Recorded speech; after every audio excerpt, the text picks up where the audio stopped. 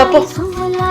Hello ಮಾಮೀಸ್, most requested video. ಎಲ್ಲರೂ ನನಗೆ home made ಸರ್ಲಾಕ್ದು ವಿಡಿಯೋನ ಮಾಡಿ ಹಾಕಿದಾಗಿಂದ ಯಾವ ರೀತಿ ಮಾಡಿ ತಿನ್ನಿಸೋದು ಅಂತ ಅಂದ್ಬಿಟ್ಟು ಕೇಳ್ಕೊತಾ ಇದ್ರಿ. ಸೊ ವಿಡಿಯೋ ಮಾಡಿ ಹಾಕ್ತಾ ಇದ್ದೀನಿ. ಇಲ್ಲಿ ಸ್ಟವ್ ಆನ್ ಮಾಡಿಕೊಂಡು ಒಂದು ಪಾತ್ರೆನ ಇಟ್ಕೊಂಡು 1 ಟೀ ಲೋಟದಷ್ಟು ನೀರನ್ನ ತೊಗೊಂಡಿದ್ದೀನಿ. ನಿಮ್ಮ ಪಾಪು ಎಷ್ಟು ತಿನ್ನುತ್ತೆ ನೋಡಿಕೊಂಡು ನೀವು ನೀರನ್ನ ಜಾಸ್ತಿಯಾಗಿ ಕಡಿಮೆ ಮಾಡ್ಕೋಬೋದು.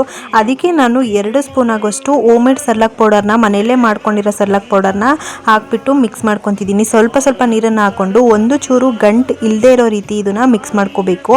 ನೀರು ಚೆನ್ನಾಗಿ ಕುದಿ ಬರಬೇಕು. ಕುದೀತಿರೋ ಟೈಮಲ್ಲಿ ನಾವು ಈ ಮಿಕ್ಸ್ ಮಾಡ್ಕೊಂಡಿರ್ತೀವಲ್ವ, ಅದನ್ನು ಈ ಟೈಮಲ್ಲಿ ಹಾಕ್ಬಿಟ್ಟು ಸ್ಪೂನಲ್ಲಿ ಮಿಕ್ಸ್ ಮಾಡ್ತಾನೆ ಇರಬೇಕು. ಒಂದು ಚೂರು ಗಂಟು ಆಗದೆ ಇರೋ ರೀತಿ. ನೋಡಿ, ಇಲ್ಲಿ ಸ್ವಲ್ಪನೂ ಕೂಡ ಗಂಟಾಗಿಲ್ಲ.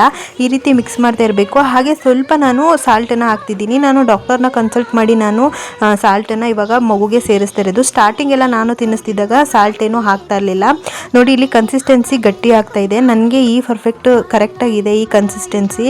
ನಿಮ್ಮ ಮಗು ಏನು ಇನ್ನು ರೈಸ್ ಎಲ್ಲ ತಿಂತಿಲ್ಲ ಅನ್ನೋದಿದ್ರೆ ಇನ್ನೂ ಸ್ವಲ್ಪ ತೆಳುವಾಗಿ ನೀವು ಮಾಡಿ ತಿನ್ನಿಸ್ಬೋದು.